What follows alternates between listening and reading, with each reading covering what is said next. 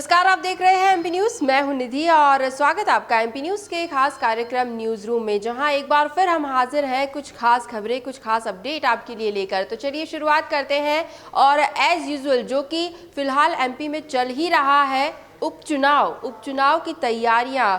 दोनों ही प्रमुख दल इन 28 विधानसभा सीटों पर होने वाले उपचुनाव की तैयारियों में जुटे हुए हैं और एक के बाद एक नए प्लान, एक के बाद एक नई रणनीति लेकर सामने भी आ रहे हैं। दोनों प्रमुख दल यानी बीजेपी और कांग्रेस एक दूसरे को कड़ी टक्कर देने की जोर शोर से तैयारियां कर रहे हैं। इन सब के बीच आपको बता दें कि भाजपा ने 19 मंत्रियों के साथ साथ 25 सांसद और 95 विधायकों की टीम जो है वो मैदान में उतारी है, यानी वो पूरे उपचुनाव की कमान संभाले हुए हैं।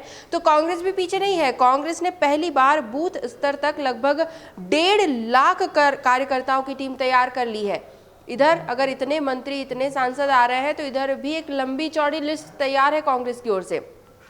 वैसे जहां तक राजनीतिक हलचलों की बात है तो काफी एक दिलचस्प सी घटना इस वक्त सुर्खियों में बनी हुई है, सोशल मीडिया पर भी छाई हुई है। क्या है वो घटना, बताते हैं आपको। शुक्रवार को दरअसल मंदसौर जिले के सुवासरा विधानसभा में मुख्यमंत्री शिवराज सिंह चौहान पहुंचे थे, जनसभा को संबोधित कर रहे थे और इसी दौरान उन्होंने मंच पर घुटनों के बल बैठकर हाथ जोड़कर जनता को प्रणाम किया, जनता का धन्यवाद दिया, आभार व्यक्त किया। इस दौरान जमकर तालियां बजी और शिवराज के समर्थन में नारे भी लगने लगे। अब सीएम का जो ये वीडियो है ये सोशल मीडिया पर काफ़ी वायरल हुआ है, कई लोगों ने इसे शेयर किया है, कई तरह की प्रतिक्रियाएं इस पर सामने आई है। लेकिन अगर शिवराज की ओर से यानी भाजपा की ओर से इस तरह का कोई हल्ला मचा है तो फिर कांग्रेस का रिएक्शन आना भी लाजमी है।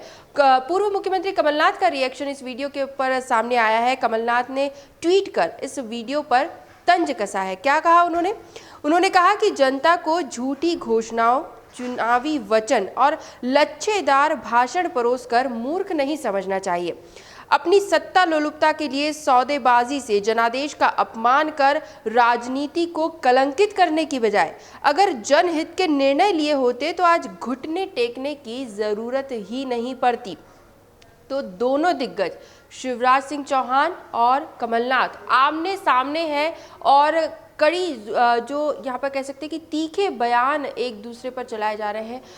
एक दूसरे को लेकर आरोप प्रत्यारोप का दौर भी पूरी तरह से चल रहा है। एक तरफ शिवराज ने घुटनों के बल बैठकर जनता का अभिवादन किया तो सीधे सीधे कमलनाथ ने भी कह दिया कि अगर जनहित के निर्णय लिए होते तो घुटनों के बल बैठने की जरूरत ही नहीं पड़ती।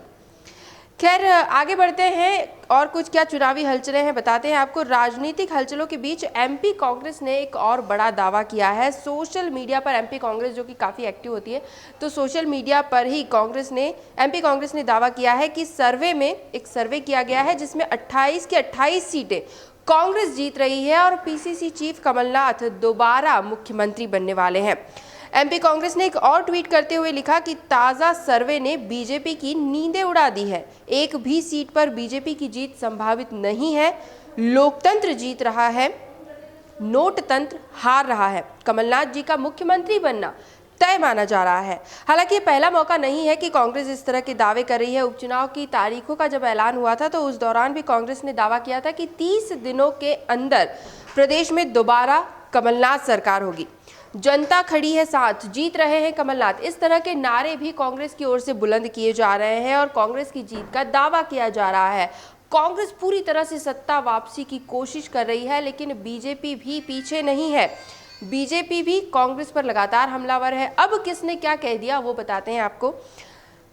शिवराज सरकार के मंत्री विश्वास सारंग ने पीसीसी चीफ कमलनाथ पर निशाना साधा है। उन्होंने कहा कि कमलनाथ ने अपने कार्यकाल में विकास में वाकई कोई कमी नहीं आने दी। विकास तो किया लेकिन सिर्फ अपने गुर्गों का, प्रदेश का नहीं। कमलनाथ की 15 महीनों की सरकार के दौरान प्रदेश में 1 इंच भी नई सड़क का निर्माण नहीं हुआ, ना ही अतिरिक्त बिजली का उत्पादन हुआ है। इतना ही नहीं, शिवराज सरकार में शुरू हुई जनहितैषी योजनाओं को भी उन्होंने बंद कर दिया। कमलनाथ को मध्य प्रदेश की जनता से कोई मतलब नहीं है। मंत्री सारंग ने सीधा आरोप लगाते हुए कहा कि अगर कमलनाथ के किसी ऑफिस के किसी कर्मचारी से पूछ लिया जाए तो भी पता चलेगा कि चुनाव परिणाम वाले दिन कमलनाथ दिल्ली के लिए रवाना हो जाएंगे। ये निश्चित है कि 11 नवंबर को तो वे प्रदेश में नहीं रहने वाले। आगे बोलते हुए सारंग ने दिग्विजय सिंह पर भी निशाना साधा। उन्होंने बोला कि कमलनाथ सरकार का रिमोट थामने वाले दिग्विजय सिंह आजकल कहां है, ये पता करना भी मुश्किल हो गया है। राजनीतिक चुनावी रैलियों में कांग्रेस को इंपोर्टेड स्टार प्रचारकों की जरूरत पड़ रही है। तो इस तरह से सारंग ने पीसीसी चीफ कमलनाथ पर, दिग्विजय सिंह पर और सीधे सीधे कांग्रेस पर भी निशाना साधा है और तीखे प्रहार किए हैं कांग्रेस पर। खैर, चुनावी हलचलें तो चल ही रही है, हर कोई एक दूसरे पर आरोप लगा रहा है, बयानबाजियां की जा रही है, रैलियां की जा रही है, सभाएं की जा रही है, लेकिन बात वहीं आकर रुक जाती है कि आखिर जनता किस पर भरोसा जताती है और उपचुनाव में जीत का सेहरा किसके सर बंधेगा। दिलचस्प मुकाबला है, लेकिन उपचुनाव को लेकर जो भी अपडेट्स होंगे हम आप तक जरूर पहुंचाते रहेंगे। फिलहाल न्यूज रूम में आगे बढ़ेंगे कुछ और खबरों की तरफ। तो सीएम शिवराज सिंह चौहान ने अपने निवास पर वरिष्ठ अधिकारियों के साथ प्रदेश में धान खरीदी के संबंध में बैठक की समीक्षा की। चुनावी सरगर्मियों के बीच सीएम शिवराज सिंह चौहान ने अधिकारियों को निर्देशित किया है कि धान की खरीदी समर्थन मूल्य पर हो, किसानों से एक एक दाना खरीदा जाए, धान खरीदी से किसान लाभान्वित हो, उन्हें कोई कठिनाई न आए, इसके लिए सभी व्यवस्थाएं सुनिश्चित की जानी चाहिए। कड़े निर्देश अधिकारियों को दिए जा चुके हैं। सीएम ने यह भी कहा कि धान खरीदी के लिए और अधिक केंद्र बनाए जाएंगे, जिससे किसानों को लंबी लंबी कतारों में नहीं लगना पड़ेगा।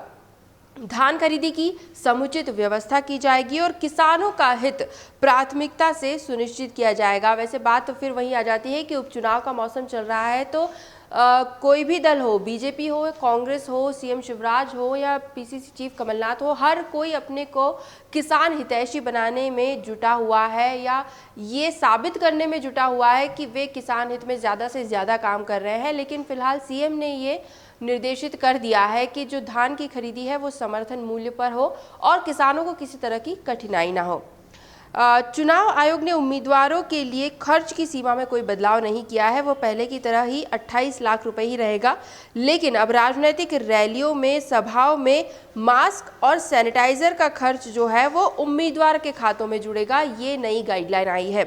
तो नए नियम के तहत अगर N95 मास्क लगाया जाता है तो उम्मीदवार के खाते से इसके पैसे काटे जाएंगे। 95 से 150 रुपये उम्मीदवार के खाते से लिए जाएंगे। और सैनिटाइजर का उपयोग अगर किया जाता है राजनीतिक सभाओं में, रैलियों में, तो उस दौरान 35 से 40 रुपये इसके जोड़े जाएंगे। तो ये एक नया खर्चा उम्मीदवारों के लिए है कि चुनावी जो खर्च होता है 28 लाख रुपए, वो तो पहले से सैंक्शनड है, लेकिन अगर इन सब के बीच मास्क यूज़ किया जाता है, सैनिटाइजर का इस्तेमाल किया जाता है, तो उसका अलग से खर्चा होगा और वो उम्मीदवारों के खातों में जुड़ेगा।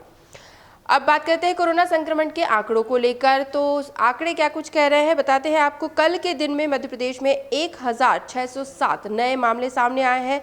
तो कुल संक्रमितों की संख्या अब हो जाती है 1,43,629। काफ़ी बड़ा आंकड़ा है, ये पढ़ने में ही मुश्किल हो रही है। 1,43,629 कुल संक्रमित मध्य प्रदेश में अब तक हो चुके हैं। 27 मरीजों की कल मौत हुई। वहीं मौत का कुल आंकड़ा जो है वो 2,574 तक पहुंच गया है मध्य प्रदेश का। वहीं अच्छी खबर ये है कि 2,200 मरीज कल के दिन में स्वस्थ भी हुए हैं, हॉस्पिटल से डिस्चार्ज भी हुए हैं। अब बात करेंगे मध्य प्रदेश के सबसे बड़े हॉटस्पॉट इंदौर की। तो इंदौर में 439 नए केसेस सामने आए हैं। कुल संक्रमितों की संख्या 28,638 हो चुकी है। 7 मरीजों की कल के दिन में मौत हुई है। कुल मौत का आंकड़ा 628 इंदौर शहर का। 189 कल स्वस्थ भी हुए हैं। तो ओवरऑल अगर कैलकुलेट करें तो फिलहाल इंदौर में 3,986 एक्टिव केसेस चल रहे हैं।